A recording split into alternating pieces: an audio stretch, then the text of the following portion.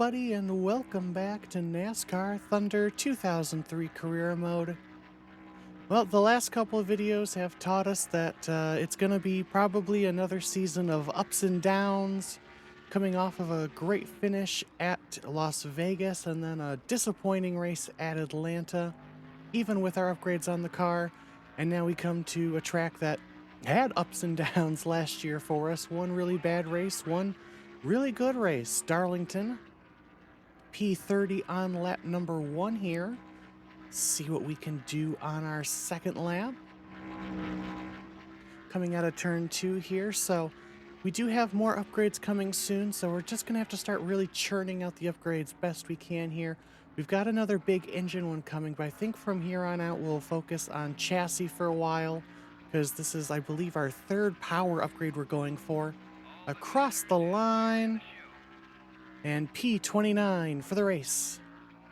This is Joe Moore along with Barney Hall for MRN, and we're live at Darlington Raceway, the granddaddy of super speedways, in Darlington, South Carolina for the Carolina Dodge Dealers 400. Well, I've heard it all week, the track too tough to tame. What's that all about, Barney? The tight groove they have here makes this a very difficult racetrack. It takes total concentration, but the drivers all race long to be successful here. Jeff Burton made some big bucks in 1999 when he won 2 $1 million bonuses for wins at Lowe's and here at Darlington. You know, you got drivers out there who haven't even had a chance at that $1 million bonus, and here Jeff Burton comes along and wins 2 of them in one season. The Coca-Cola car must have had problems in qualifying this week. You're right, it's going to be tough for him. You get so used to starting up front, and then you have an off week and you have to start towards the back. Then when race day comes, you feel like you passed 1,000 cars at the end. And worse yet, sometimes you never make it to the front. The 98 car hasn't made much of a move in the points so far. And how frustrating that must be. You're working just as hard as everyone else, yet you just can't seem to finish well on race days to gain the valuable points you need. These guys need a good finish just to regain their confidence as a team.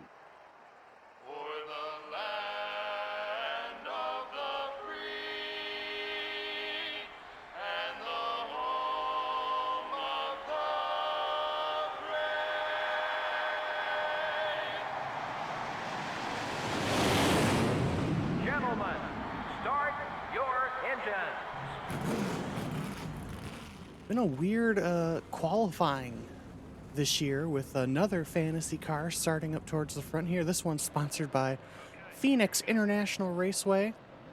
Green flag is up, and we're racing at Darlington, the lady in black. A really good start for us there. The AI always seem to be a little slow on the starts here at Darlington. And you know, MRN talks about a poor qualifying performance. Honestly, that's probably one of our better qualifying performances at these types of tracks, especially for here at Darlington. So we go down the backstretch for the first time, up to P26 currently. So hoping we can maybe do, I think we're going to need to gain more spots. We're going to need strategy, luck to kind of happen like happened at Las Vegas or Darlington last year. Of course, both times actually we were kind of involved in those cautions that would eventually come out in one way or another. But whatever works, I guess, as we go down the back straightaway here. Blocking Kenseth off, seeing if we can dive it down the inside here of Gordon and Johnny Benson. Gonna get quite a few spots here as we rub fenders with Jeff Green. Now we have the 23 of Wimmer in front of us.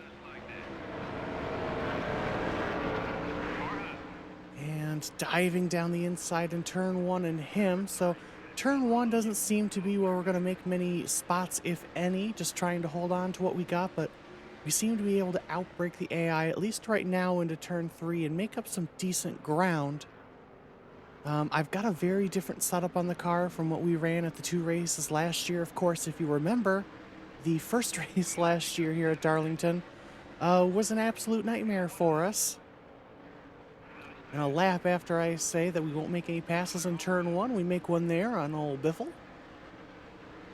Johnny Benson side by side with him, trying to get past us here. So up to P22. His car in the wall up ahead. I think that was the 55. And a little wide there in 3 and 4. We have, whoa, a little bit of contact with Johnny Benson. Thought I was going to be clear of him there. was trying to say that there's we're catching these guys in front of us here, and I thought because of that momentum I would be ahead of Benson, but I guess not. But no harm, no foul to either of us. He continues, loses only the one spot for now. So we continue to try to close in on this group in front of us. 29 laps this race. Field's starting to spread out, but we are going to get past Shane here, our fellow 63 car. We'll get in front of him here. Already up to lap 7, and this is without a doubt probably the best Darlington race I've ever had, as I get myself a Darlington stripe, which allows Shane to get back past us for now here. Car on the apron with a blown engine as Johnny Benson's coming back for revenge here. Looks like it might be one of the fantasy cars. Yes, it is. So slotting in here behind the 63 for now, trying to maybe see if we can get past him here in turn 1. Send it down to the inside of him. Car's starting to tighten up a little bit as the tires wear. Oh, bit of contact there with the 63. We send him into the wall. Yeah, car's definitely getting tighter here. Now Robbie Gordon all over the back of us. Not sure exactly when we'll start pitting here, but man, I might need to loosen the car up on the pit stop because we are really tight right now. As Robbie's looking for it down there, we're going to squeeze him down to the inside, though. And we'll hold on to the spot for now. Johnny Benson all over the back of us now. Robbie Gordon has dropped out of the race, actually. He blew an engine a couple laps ago. And it looks like a couple of cars might be starting to come down pit road. Honestly, might join them because the car is so tight with these worn tires. So I think we might go ahead and actually come down pit road as more and more start to come down pit road. Johnny Benson underneath us there in turn 1. Hold him off for now. Yeah, pit road's starting to get busy and we may get held up, but honestly I think it's going to be better to come now simply because of the tire wear that we're experiencing. So we almost don't even make pit road here. So we're going to loosen up the car just a smidge there, and let's see what the pit crew can do on this pit stop.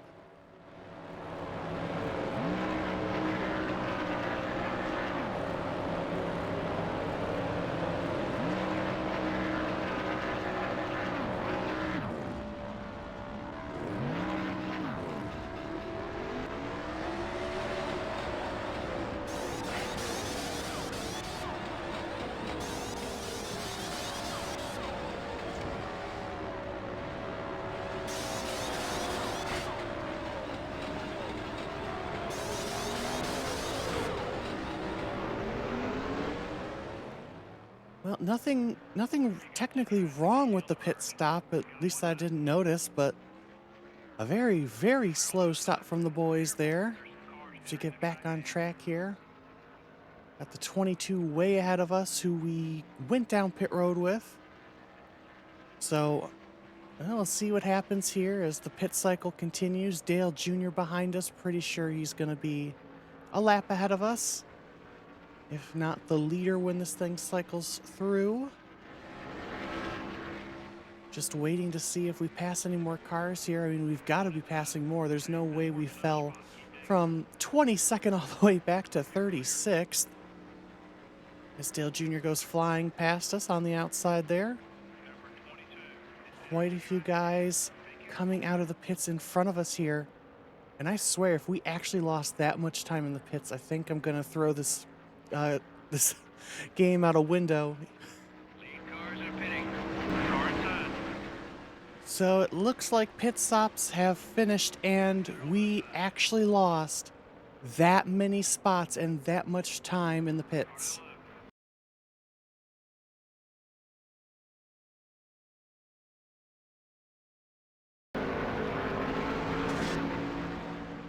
I don't even know what to say. That is ridiculous. That doesn't make any sense how we lose that much time in pit road. I'm about to fire everyone on this pit crew. I'm about to be the first one on pit road every week, apparently, because it's the only way to gain any spots, because we went from fighting for a top 20 to hoping we can now finish in the top 40 which is just absolutely stupid. That is unbelievable. Once again, it appears that once pit stops have happened, I become the slowest car on the damn track for some reason. Because, again, after going from battling for a top 20, we can now not even keep Frank Kimmel and Ken Schrader ahead of us, or behind us, rather. I am literally beyond angry at this point. I don't get it at all what the hell happened here. The logic of this game sometimes just absolutely baffles me, that we become this slow after a pit stop and that we lose that many spots and that much time on pit road. It just makes no sense. We are now P38. I don't know how much longer our sponsors will put up with this, but I would not be shocked if we come back to the shop at the end of the week here and there's no sponsors on the car. And I guess at this point, if they do, I'll just have to select a sponsor that has zero expectations, because at this point, that's all I have for my pit crew or anything, because, I mean, just slow at Atlanta, slow here, and man, this is just without a doubt disappointing, because we really did. We had a really good race car at the beginning of this race. We gained so many spots, moved up through the field, and to now barely be holding on to a top 40. I don't know how we got P37. I don't know if somebody else blew up or if I missed a pass somewhere.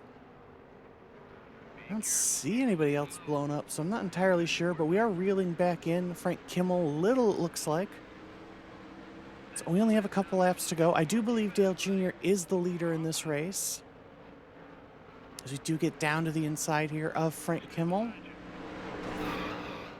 I'm not even going to apologize. I don't really care. I'm going to be honest with you. Because we have Jeff Purvis in the 49 car. Right behind us here. Biffle might be for position as Purvis goes on past. He is ahead of us. He's not on the same lap as us. And yes, Biffle is for position, so let's at least get a top 35 here. So we make contact with Jeff Burton. I'm just trying to get past this 16 car. I do not care about these guys behind me. I don't think we're going to be able to get Biffle, though. I mean, we're slow as shit. There's no other way to put it. The 99 car is still there. Oh, contact. I'm going to move them out of my way. They touch. They touch. That might have been a dirty move at the end, but I don't particularly care, going to be honest, as Dale Jr. wins the Carolina Dodge Dealers 400. Not a single caution lap was run in the whole race. Yeah, and that can be physically exhausting to these drivers. Not only do the cautions give them a chance to catch up on the racetrack, it also gives both their minds and their bodies a little break. They have all got to be drained after that one. The Coca-Cola car finished towards the back of the field in this one. He stayed in the fight all race long. Things just never quite went his way. Thanks for joining us. For Barney Hall and the rest of us here at EA Sports and MRN, we'll see you next time.